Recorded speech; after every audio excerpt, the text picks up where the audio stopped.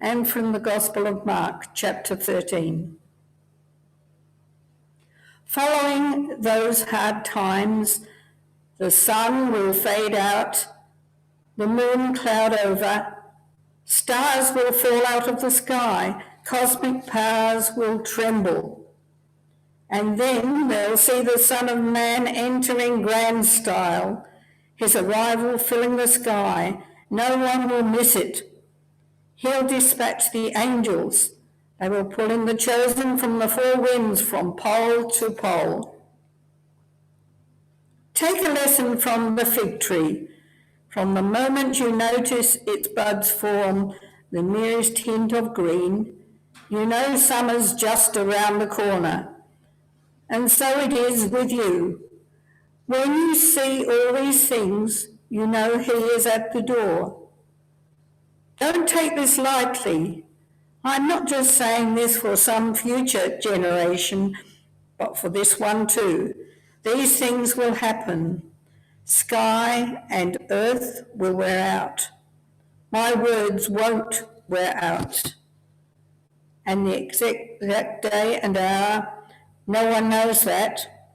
Not even heaven's angels, not even the Son, only the Father. So keep a sharp lookout, for you don't know the timetable. It's like a man who takes a trip, leaving home and putting his servants in charge, each assigned a task, and commanding the gatekeeper to stand watch. So stay at your post, watching. You have no idea when the homeowner is returning, whether evening, midnight, cockcrow or morning. You don't want him showing up unannounced with you asleep on the job. I say it to you, and I'm saying it to all. Stay at your post. Keep watch. Lord, may your word live in us and bear much fruit to your glory. Amen.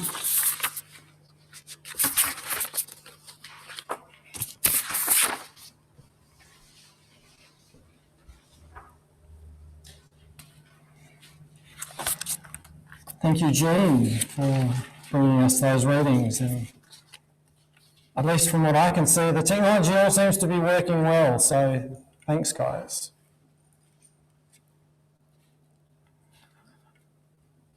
I don't know how you have all felt this morning coming back to church for the first time in what seems so long. But it feels to me like a new beginning. It's a time, therefore, to give thanks and to voice our hope for the future, that things are improving for us. But many of us are still gathering virtually by Zoom, and others again are worshipping at home by themselves or with their partner. So it feels like we're not really back to normal just yet. And so we may in fact be tempted to also mourn for what we've lost this year. And we need to acknowledge that this year has been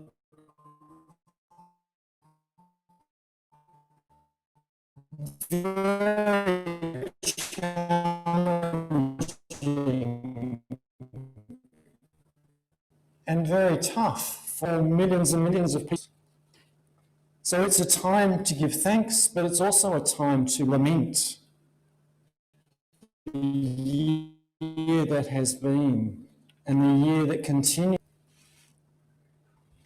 This week is also a time to wait on God, to pray that God would act in the world to restore what has been lost, to heal what's been broken, and to address what is still hurting and painful in the world.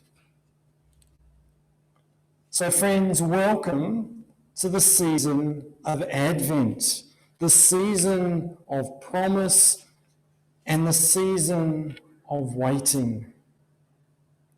It's always tempting at this time of year to rush ahead to Christmas, to start singing Christmas carols and just skip by this season of Advent.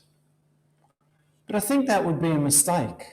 I think there's a reason why we're given this season. Because if we just skip to Christmas, it would be like celebrating Easter without having gone through Good Friday, or to celebrate Easter without having travelled the journey of Lent. So we are invited in this season, yes, to look forward to the joy of Christmas, but also to reflect on the journey and the place that we find ourselves in. It is not always easy. And so we turn to our first reading, which is a lament from Isaiah. Next picture. And it starts with these words, "Oh God, that you would tear open the heavens and come down." The people are desperately wanting God to do something. They've had to endure the destruction of their city. Many of them have been exiled in a foreign country in Babylon. Now they've returned home, but it seems kind of empty. It seems so disappointing. It isn't the old normal that they were hoping for. What they've arrived at is a new normal, and they're upset because God seems to be silent. God seems to be hidden, and their problems have not magically disappeared. So they appeal to God, and the God that they appeal to is the God of the Exodus, the God who does mighty deeds, who defeats their enemies, who makes a way through the sea.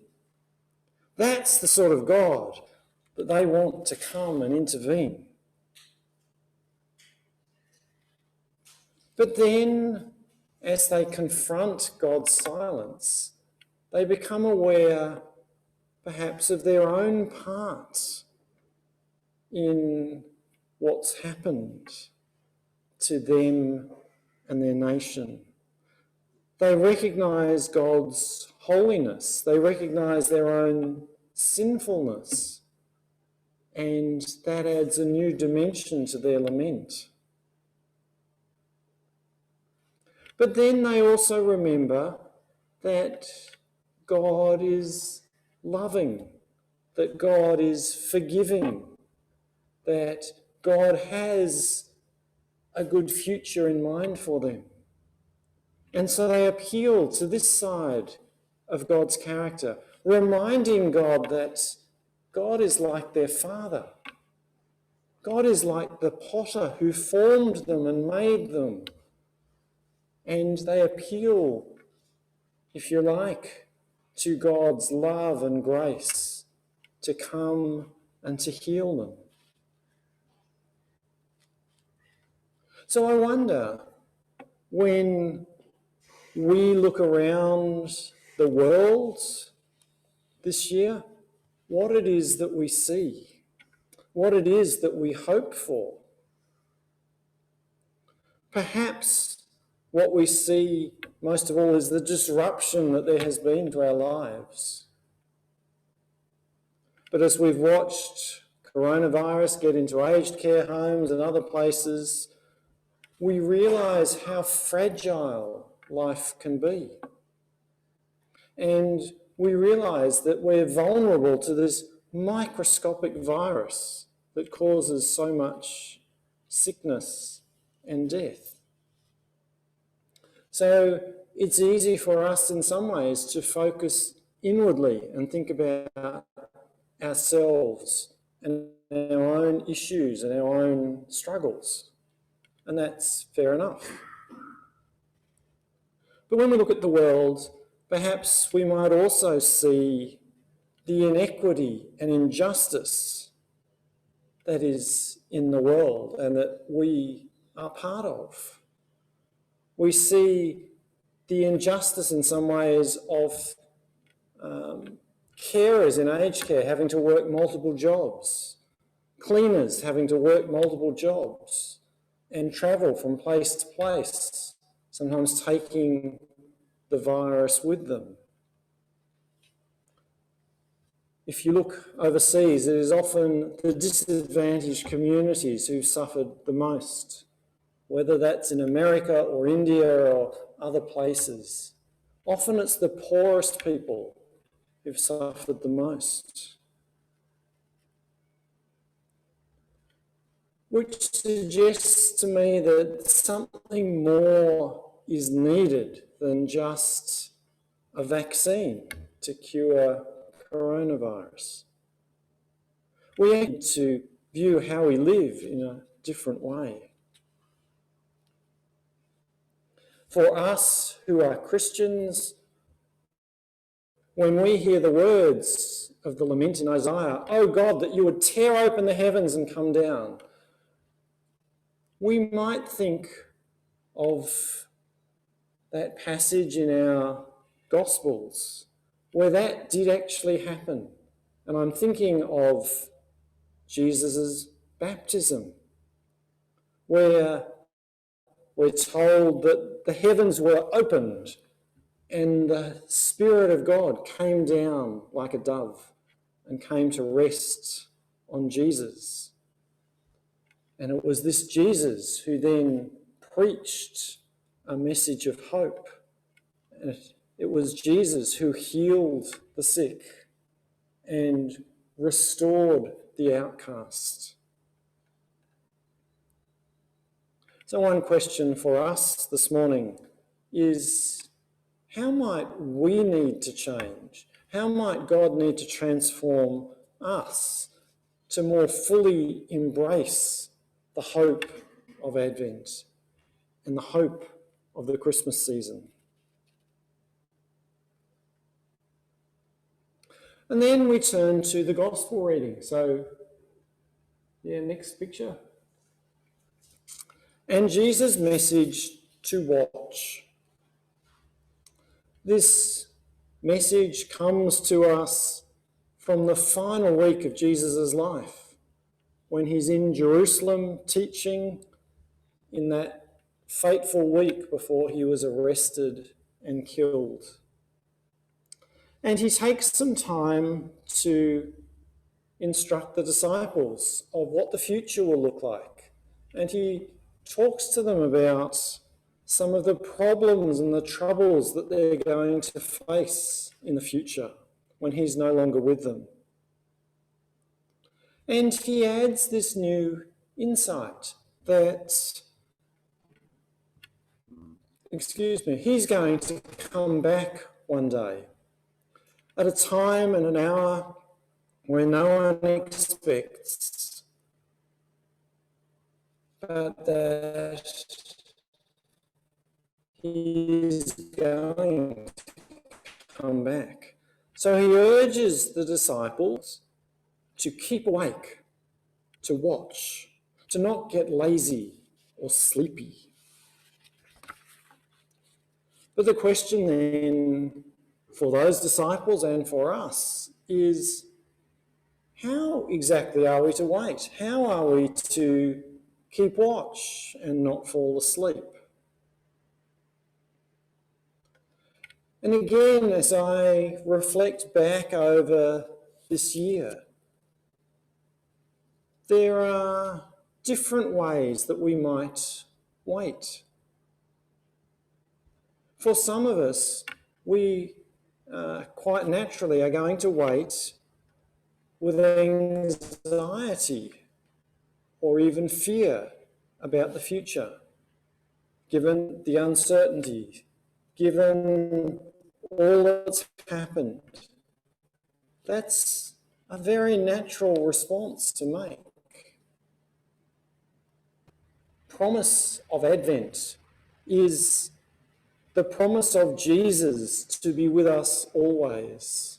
And one of the titles for Jesus that we remember at this time of year is Emmanuel, which means God is with us. So when we do feel anxious or afraid, I encourage us to remember that Jesus, that promise of Jesus to always be with us. Another response to the waiting or thinking about the future, which again is a very natural one, especially from the events of this year, is to kind of withdraw into ourselves and to want to stay in the fortress of our homes, to kind of withdraw from the world, to save ourselves from the dangers and risks that are out there in the world. It's perfectly understandable to have that sort of response. But again, we need to hear Jesus' message to us that calls us to be lights in the world, light in the darkness, and to be people who will point others towards God's goodness and love. And we can't do that nearly so well if we're just cooped up at home. So it's an encouragement to continue to be part of the world. Yes, to take appropriate precautions, but to engage in the world again.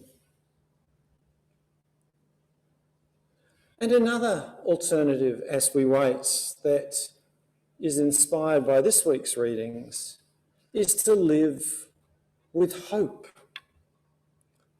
Now, what does that mean? What does that feel like? That will be different for each of us. But it seemed to me as I reflected on this during the week that a good place to start is to listen to the advice of the Apostle Paul, who had a fair measure in his life of anxiety and of difficulty and of pain and struggle. And he learned from these struggles. And when he wrote a letter to the church in Rome, Paul set out a list of behaviours and attitudes that help us to wait with faith and with hope. And I've just taken some of these from Romans chapter 12. So the first one is to hold fast to what is good. It's easy to focus on what is wrong, what is scary in the world, but we're encouraged to try and see what is good and hold on to that. Paul says to rejoice in hope, remembering that God is with us. He says, be patient in suffering, persevere in prayer. Keep doing the sorts of things that keep us faithful. He says, actively contribute to the needs of others so that our focus doesn't fall just on ourselves, not just turned inwards, but is turned outwards to see the needs of those around us.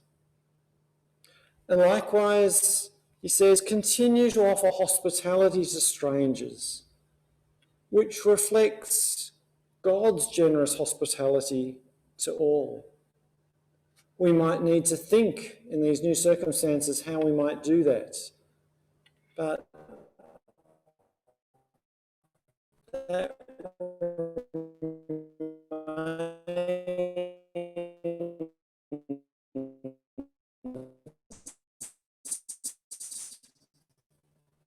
a call to us to be hospitable people, and these behaviours, that will wherever and whenever he may show up in our midst. Amen.